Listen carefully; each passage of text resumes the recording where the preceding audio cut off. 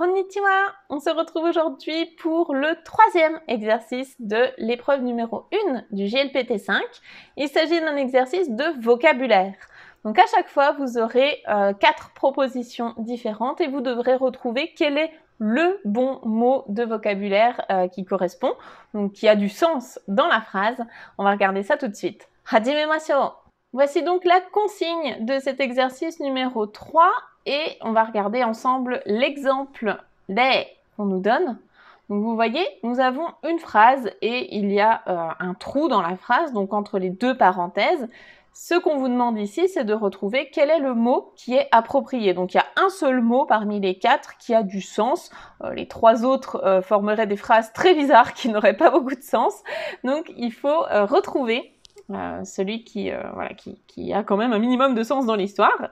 Dans l'exemple, on demandait « Asoko de basu ni nani nani ». Nous avons le choix entre 4 verbes différents, soit « norimashita »,« agarimashita »,« tsukimashita »,« hairimashita ». Donc là, c'est une question qui porte sur les verbes. C'est à vous de tester vos connaissances, savoir si vous reconnaissez le verbe qui correspond avec l'action donc de basu ni quelque chose. En l'occurrence, pour l'exemple, la bonne réponse, c'était la 1. Donc le verbe norimas, ça veut dire monter dans un véhicule. Et il s'utilise toujours avec la particule ni. Donc, asoko de basu ni norimashita. Là-bas, j'ai pris le bus, je suis montée dans le bus à cet endroit-là. Les autres étaient un petit peu pièges parce que agarimas, ça veut dire monter, dans le sens par exemple monter à une tour. Tsukimashita, c'est le bus est arrivé à tel endroit, donc arriver dans un lieu, c'est un véhicule qui arrive dans un lieu. Donc là, ce serait plutôt basu ga tsukimashita, le bus est arrivé. Et puis, hairimashita, ça c'est le verbe rentrer, donc entrer physiquement dans un lieu, mais quand il s'agit d'un véhicule, on utilise le verbe norimas. Donc c'était ça le piège ici. Cet exercice comporte 10 questions et vous avez 5 minutes, donc encore une fois c'est une estimation. Dans l'idéal, le jour de l'épreuve, il faudrait que vous la fassiez en 5 minutes, maximum en tout cas, si vous faites moins, tant mieux. Donc ce que je vais faire, c'est que je vais vous dérouler les questions, vous pouvez faire pause et vous vous chronométrez 5 minutes maximum pour les faire. Allez-y!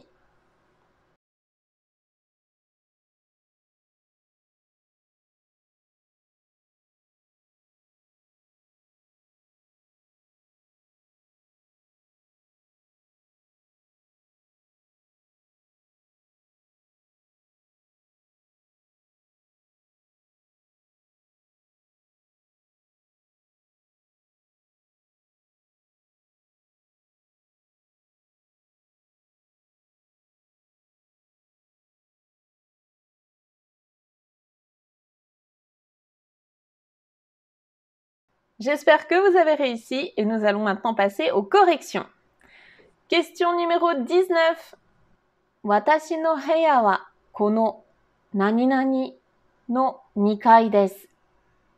Nous recherchons le mot manquant ici, donc kono, quelque chose.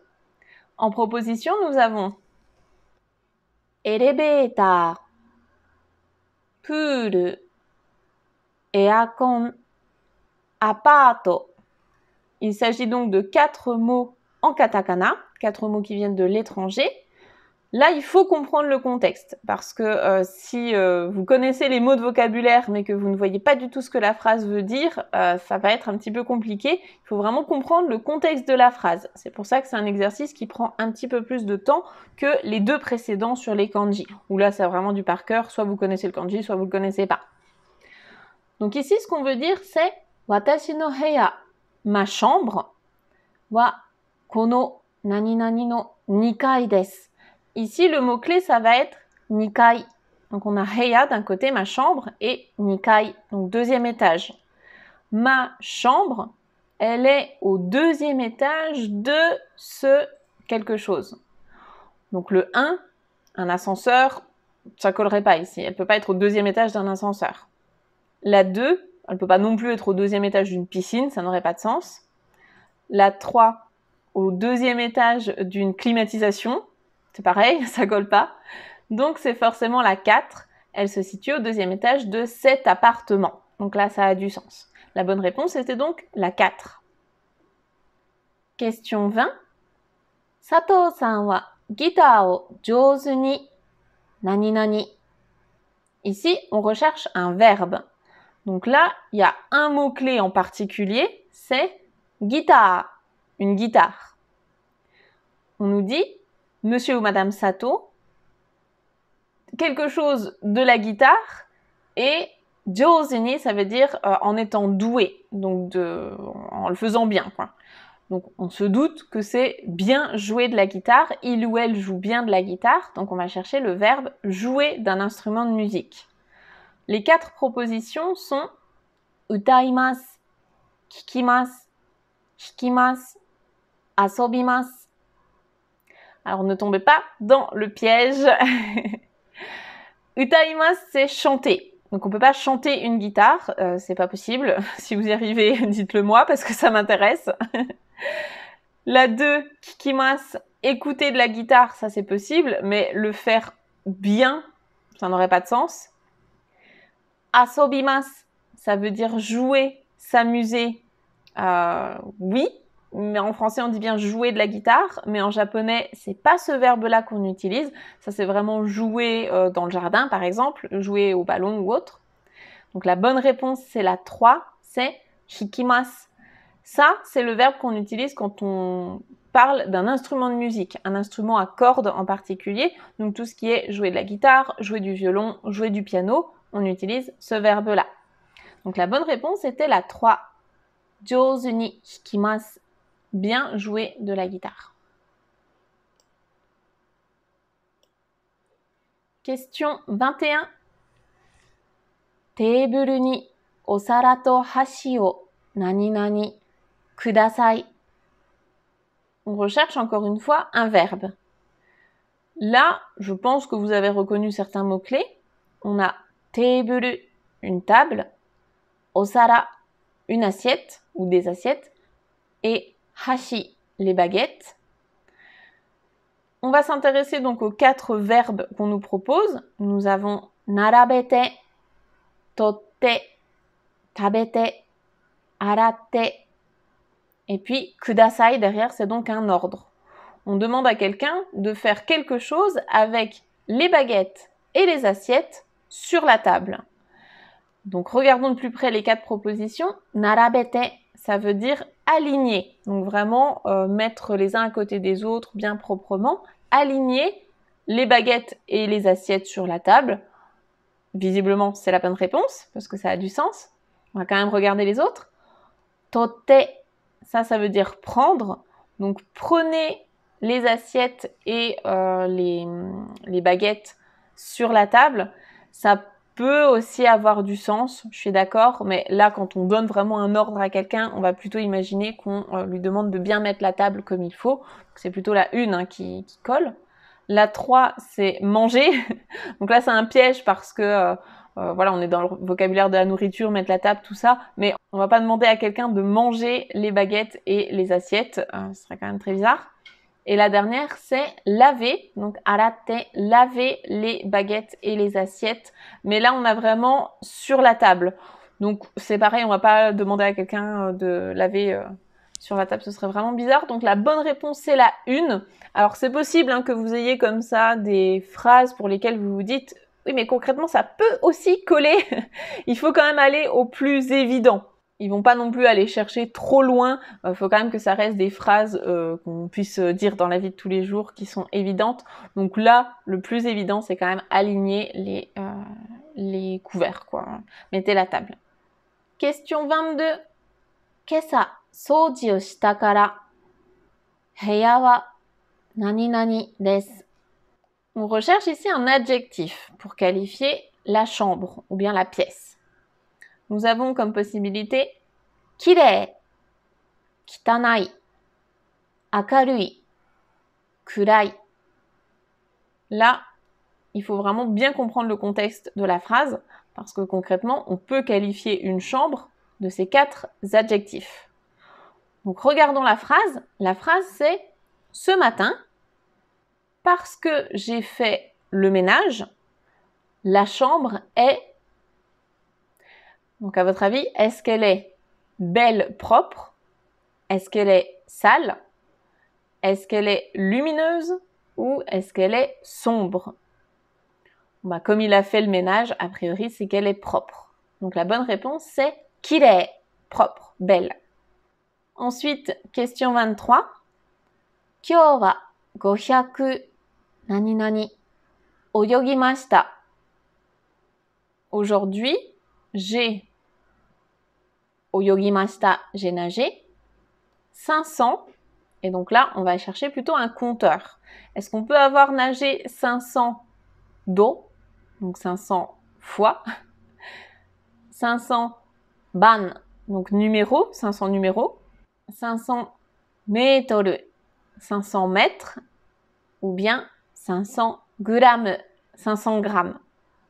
Donc clairement, on va plutôt dire qu'on a nagé 500 mètres aujourd'hui. Donc la bonne réponse, c'est la 3, 500 mètres, 500 mètres. Question 24. Eki kara taishikan made no nani nani o kaite kudasai. Alors là, le mot-clé principal, ça va être le verbe kaite kudasai. Donc kaite kudasai, ça peut être soit écrivez s'il vous plaît, soit peignez s'il vous plaît, soit dessinez s'il vous plaît. Là, ça va être plutôt dessiner. Et qu'est-ce qu'on peut dessiner entre ces 4 propositions? Nous avons shashin, une photo, chizu, un plan, une carte, tegami, un courrier, une lettre, et puis kippu, un ticket, donc un billet. Entre les 4, évidemment, celui qu'on va pouvoir dessiner, c'est un plan, une carte. Donc là, on demande à quelqu'un, dessinez s'il vous plaît le plan de la gare jusqu'à l'ambassade. Donc la bonne réponse était la 2. Question 25. Urusai kara terebi o nani nani kudasai. Nous recherchons à nouveau un verbe et c'est encore une fois un ordre. Donc faites quelque chose à la télé. Donc la télé, c'est l'objet sur lequel on va faire une action. Ici, il faut bien comprendre le contexte. Le contexte, c'est urusai kara. Urusai, donc ça veut dire que c'est bruyant. Parce que c'est bruyant, qu'est-ce qu'on va faire avec la télévision? En tout cas, quel est l'ordre qu'on va demander à la personne? Nous avons le choix entre keshite, éteindre, tsukete, allumer, shimete, fermer, et puis akete, ouvrir. Donc évidemment, puisque la télé est bruyante, on va demander à l'éteindre. Donc la bonne réponse, c'est keshite kudasai. Éteignez-la, s'il vous plaît. Faites bien attention ici parce que ça, on a tendance à penser parfois en français. Alors je sais qu'il y a des personnes qui disent fermer l'électricité, fermer la télévision, c'est un peu bizarre. En tout cas en japonais ça ne se dit pas du tout. Shimete, shimemasu, c'est vraiment fermer physiquement, donc fermer une porte, fermer un placard, ça c'est shimemasu. Et pareil pour akemasu, ça c'est ouvrir physiquement. Donc ouvrir une fenêtre, ouvrir une porte, ça marche. Et puis donc keshimasu et tsukemasu, ça s'utilise pour tout ce qui est télévision, électricité, etc. Question 26. Kyou wa nani nani ga futte imasu. Aujourd'hui, il y a futte imasu. Donc ça c'est vraiment le mot qui est hyper important parce que sans ça on peut pas trouver la bonne réponse.